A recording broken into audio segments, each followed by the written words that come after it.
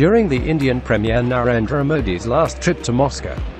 There was no progress made on the sale of missile defense system S-400 and Akula-class nuclear submarines.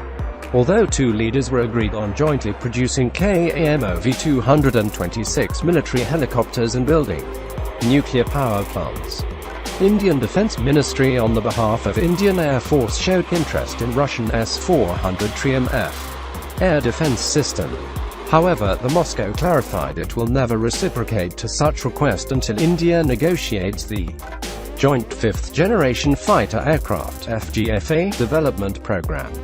So it was explicable when there was no follow-up negotiated on S-400 sale during Modi's visit.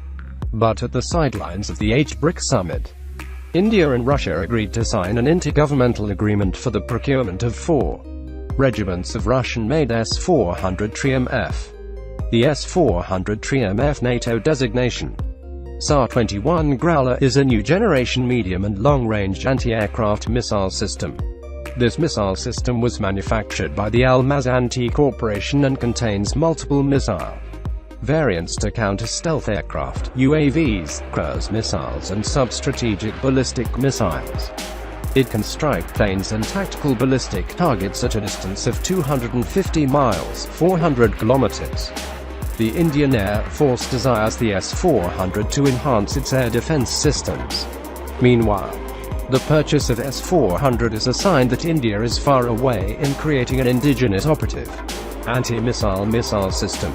Recently, Vladimir Drozhkov, deputy head of Russia's Federal Service for Military Technical Cooperation (FSMTC), claimed that the Russian Federal Service has prepared a draft intergovernmental agreement on the supply of the S-400 systems to India and passed it on to our partners, so we are awaiting a response.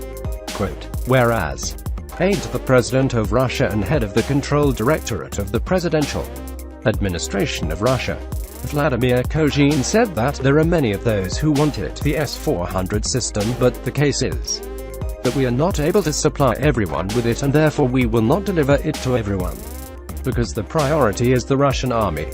However, the negotiations with China and India are underway. Russia has been using the S-400 Triumph system for countering strategic threats with respect to its requirements obligatory in context of Europe against the United States. Now in future, the probable existence of these missiles in the South Asia, especially under Indian command, is certainly going to contribute as another problem for Pakistani military. The future proliferation of S-400 to India is a grave challenge for Pakistan and it rings alarm bells also for China. The Triumph air defense system is easy to transport, well-networked and has a range to defend huge areas. The traditional non-stealth fighter jets are specific target for the system and completely useless in the region where this system is being installed. Some analysts contemplated that the best counter to the Triumph system is a long-range surface-to-air missile, SAM, for instance the Chinese HQ-9. Whereas, the genuine measure against Triumph system is to obtain a comprehensive ability which would preferably destroy India's air defense capabilities. There are numerous methods available to counter an air defense system, i.e., suppression of enemy air defenses, SAAD, directed energy air defense, DED, radar decoys, stealth airstrike, drone airstrike, cruise missile and ground invasion. Theoretically, the conventional answer for Pakistan Air Force is to attain stealth aircraft along with anti-radiation air-to-surface missiles and sub-munition-capable air-launched cruise missiles, ALCM. Whereas Pakistan Army should invest in multiple independently guided re-entry vehicle MIRV equipped ballistic missiles to counter any future acquisition of S-400 by India.